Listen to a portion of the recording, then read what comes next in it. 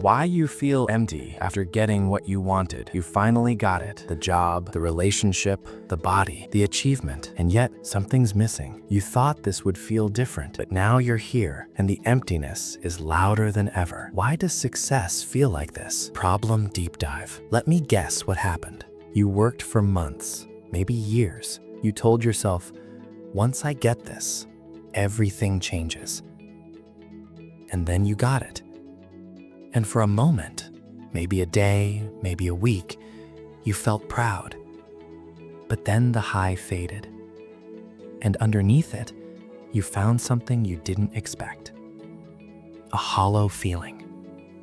Like you climbed a mountain just to realize it wasn't the one you wanted to climb. You start wondering if you're broken. If everyone else feels satisfied and you're the only one pretending. You ask yourself, was I chasing the wrong thing? Or worse, am I incapable of being happy? This isn't rare. It's not a personality flaw. It's a deeply wired psychological pattern. And it has a name, reframe. What you're experiencing is called hedonic adaptation. It's not a bug, it's a feature. Your brain is designed to return to baseline. No matter what you achieve, your nervous system recalibrates. Psychologists call this the hedonic treadmill. You keep running, but the emotional destination keeps moving. But here's what most people miss. The emptiness you feel isn't proof that you wanted the wrong thing. It's proof that you were chasing a feeling, not the thing itself. And feelings, by design, don't last. Your brain wasn't built for permanent satisfaction. It was built for survival. And survival requires one thing above all: keep moving. Psychological mechanism. Let me explain what's happening inside your brain. When you pursue a goal, your brain releases dopamine. But dopamine isn't the happiness chemical. It's the anticipation chemical. It fires hardest before you get what you want, not after. That's why the chase feels electric, and why the finish line feels quiet. Once you arrive, dopamine drops. Your prefrontal cortex, the part of your brain that plans and predicts, goes looking for the next thing. This is called the arrival fallacy. You believed that arriving would feel like enough, but your brain is wired to ask, what's next? There's another layer here.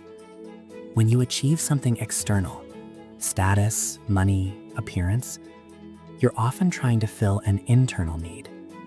Psychologist Abraham Maslow called these deficit needs. The need to be seen, valued, secure. But external achievements can't fill internal voids. They can only distract from them. So you get the promotion, and the insecurity is still there.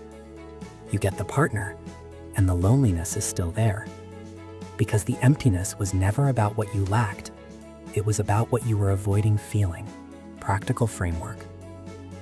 So what do? How do you break the cycle without giving up on ambition? Here are 5 principles, rooted in psychology, that actually work. 1.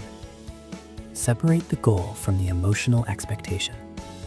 Before you chase the next thing, ask, what feeling am I hoping this will give me? Then ask, can I give myself that feeling now without the goal? If you're chasing respect, practice self-respect today. If you're chasing peace, build it into your daily rhythm. This is called emotional preemption. You stop outsourcing your inner state to future events. 2. Shift from outcome goals to process goals. Outcome, I want to make 6 figures. Process, I want to become someone who builds value consistently. Neuroscience shows that the brain rewards progress, not just arrival. When you focus on process, dopamine becomes sustainable. You're no longer dependent on a single finish line. 3. Practice savoring. Savoring is the intentional act of extending positive experiences. When something good happens, pause. Notice it. Name it. Let it land. Write it down. Tell someone. This trains your brain to register satisfaction, not just skip past it. 4.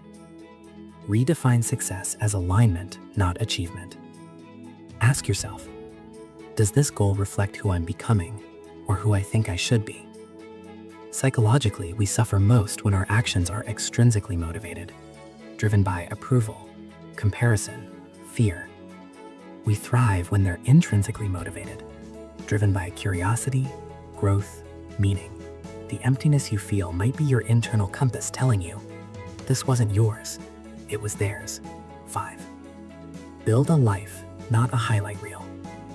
Your brain craves coherence. It wants your days to feel connected to something larger than a checklist. Psychologist Dan McAdams calls this your narrative identity, the story you tell yourself about who you are. If that story is only about winning, your brain will feel lost the moment you stop chasing. But if your story is about becoming, learning, contributing, evolving, then every day has meaning, even the quiet ones. Integration. Here's the mental model that ties it all together. Think of your life like a wave. You can't live at the crest. The peak is temporary by design. But you also don't have to live in the trough, the emptiness after the high. You can learn to ride the full wave, to feel the rise, to respect the fall, to trust that another wave is coming. The goal isn't to stay happy. It's to stop being afraid of the rhythm. Your brain will adapt to anything you achieve. That's not a curse. It's what allows you to heal, to grow, to survive loss. The emptiness after success isn't a sign you chose wrong. It's a sign you're human.